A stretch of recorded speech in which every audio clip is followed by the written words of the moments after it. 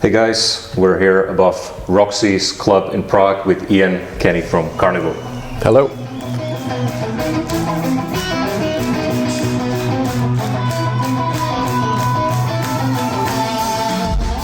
Thank you for finding time for this interview, mate. Thanks we saw for each having me. other last time 10 years ago. Wow. Under Lucerna, a legendary venue in Prague when you were supporting Stone Sour.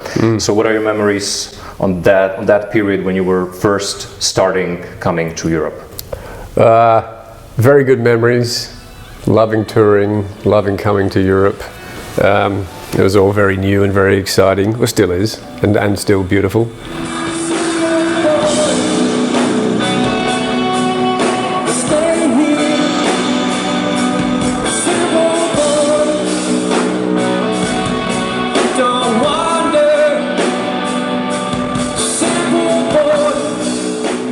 That venue, the Stone Sour gig, that's one of the best places.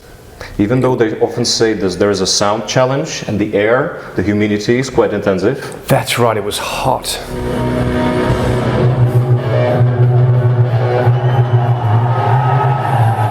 It was, but I kind of liked that. I kind of liked it. It made the gig kind of sweaty. From what I get from the numbers and especially the reactions of my friends around, which are very often quite picky, I guess in your case the quality works very well compared to the quantities, compared to the other bands which are releasing a lot of stuff.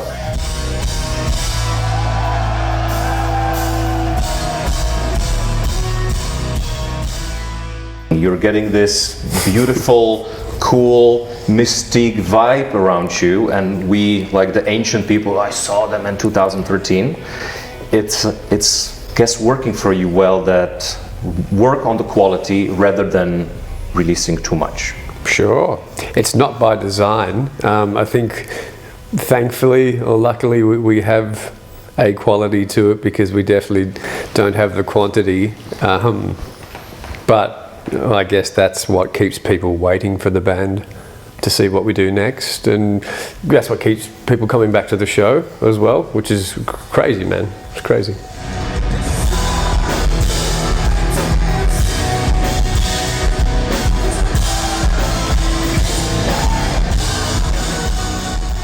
How was it for the past couple of years? Well, past couple of years, there wasn't a hell of a lot that happened because, you know, the whole COVID thing kind of stuffed it up. But if you go back, let's go back to 2013 when Asymmetry came out. So that's 9 years ago, right? Close enough. We're there, yeah. Let's call it a decade. Let's call it a decade. So back then, 2013, Asymmetry came out. We toured Australia, toured Europe, toured America, did the whole thing. And it sort of got us to 2015, into 2016, right? And we thought, cool, we'll go start the next record, and we did, and sort of hit some roads, and you know, things changed. The studios change. We move away. We don't live in the same city anymore. We'll kind of live separate. And sort of fast forward to now. Now, Karnivool only gets together a handful of times a year to write music.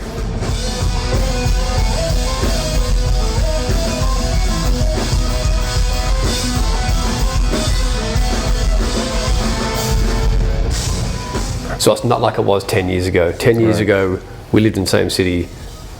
We were different people. We didn't have families. We've all got families now and sort of stuff. So fast forward 10 years, we only get together a handful of times a year to actually write stuff. So that's put a huge delay in more music coming out, and the record. We've got a record sitting there. I think we've got enough songs for it. It's just a matter of finalising and committing to the music and getting it done. I don't know if it will be a record, maybe an EP, maybe 2 EPs actually. Step towards it, but I think everyone has this assumption that Karnivool's full-time working on this record. We're not at all. It's the nature of being in a band for 20 years. Right. I don't think any of us thought we'd get to here.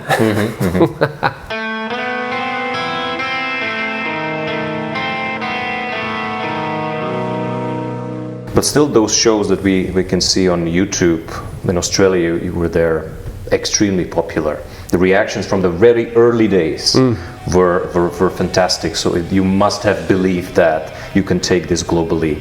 Oh, totally.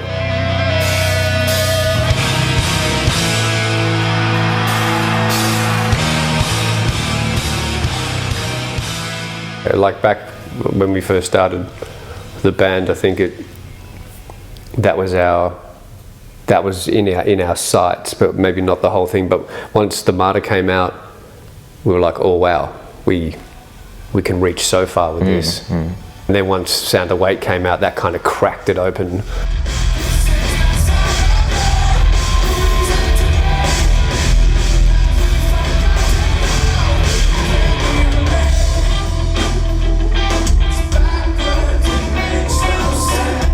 A lot further, and that basically opened up the whole world to us from that point.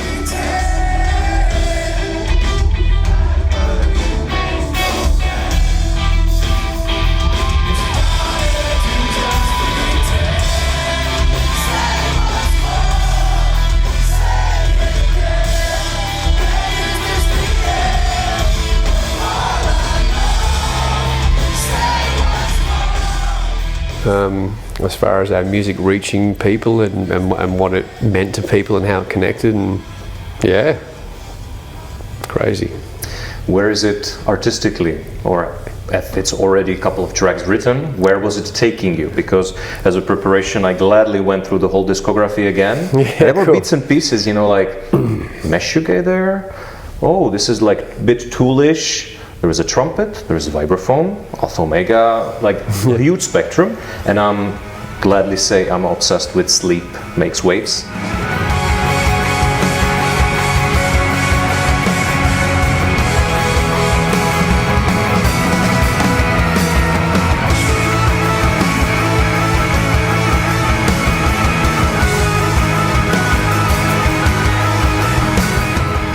So also have that feeling for post-rock, post-metal. Sure. Where was it taking you artistically on the new stuff? On the new stuff, I think we're trying to find another voice in Karnivool, another way to present Karnivool's music sonically, and its intention, its sort of delivery.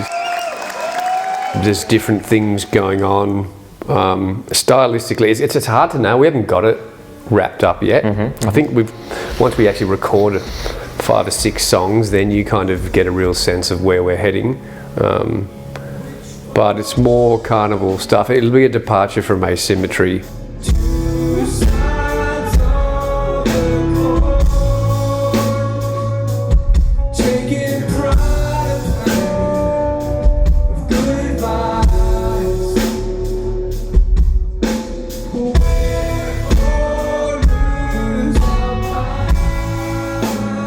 Kind of getting back to a bit more meat on the bone, a bit more melodic, sort of points to the music, I think. Because Asymmetry was really angular, like that was a demanding record.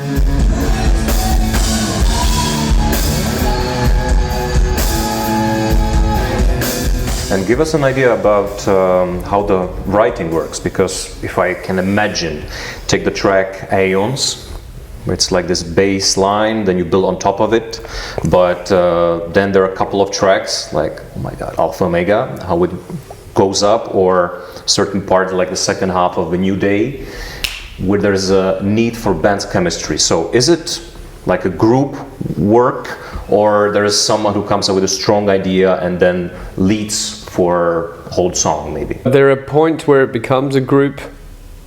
The group kind of has to get on it to get that chemistry at certain points. But a lot of it just comes from either an idea from someone, either from Drew or John or whoever comes up with the sort of riff or whatever.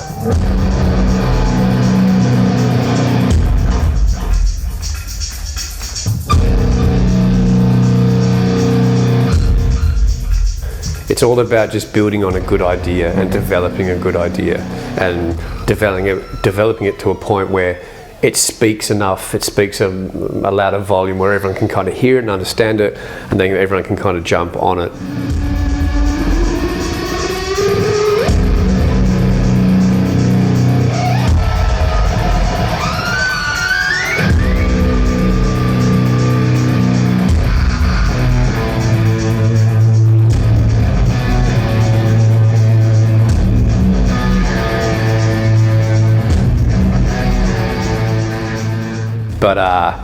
But that happens bit by bit by bit by bit. It's this building process through every piece of music, and that's the only way we find the right points of the song that we need to sort of hit.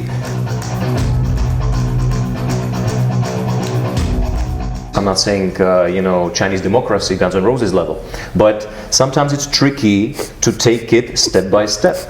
Yeah, it is. It is. And you can undo yourself because, like you said, you can spend too much time on it and fall out of love with it because it's only just moving bit by bit by bit. And you're like, oh, fuck, this fucking sucks. Like, it's not going anywhere. So when we hit those points, and we hit them frequently, we just put it down.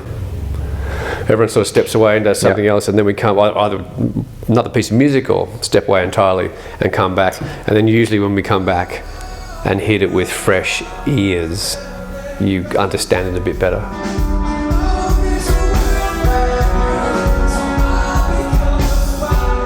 But like I said, we don't do that often enough.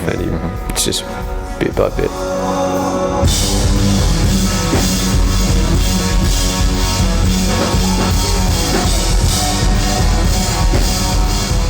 And for the final thing, what about your activities for the past 2 or 3 years, especially during pandemic? How was it for you? For me personally? I've got to be mindful about how I say this because a lot of the music industry suffered. It was hard. And it was for Karnivool and for any other project I'm involved with. No one thought it would go for 2 years, 2.5 years. When it happened in Australia, we thought, cool. We had some tours lined up, they got cancelled. We thought, cool, this will all be over in 6 months and we'll be touring again. No, that went on for a couple of years. But the thing about that is, personally, that's the first time I've had 2 years off in 19 years of touring.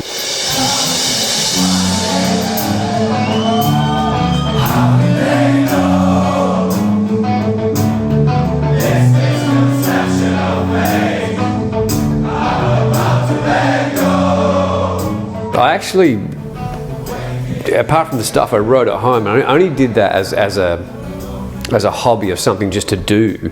But I didn't want to write music. I took that as a break away from it as much as we could, and focused on other things and surfed.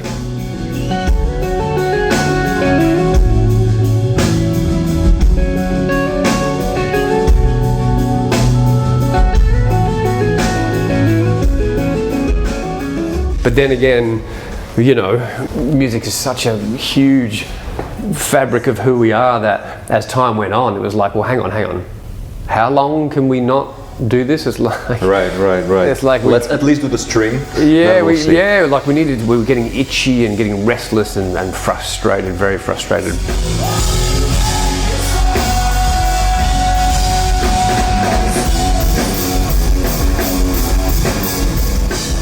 We're like, we need to do something. We can't just sit here in silence for so long. Right. So yeah, we did the stream, and that was so much fun.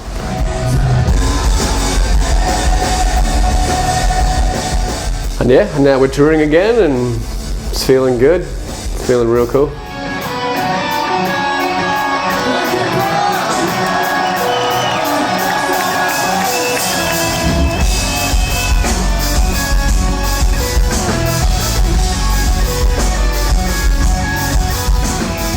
Looking forward for new music, tonight's show. Yeah. And come back soon. Yeah, right on. Thanks. Cheers, mate. Thanks, man. Thank you. Cheers, brother. Thank you.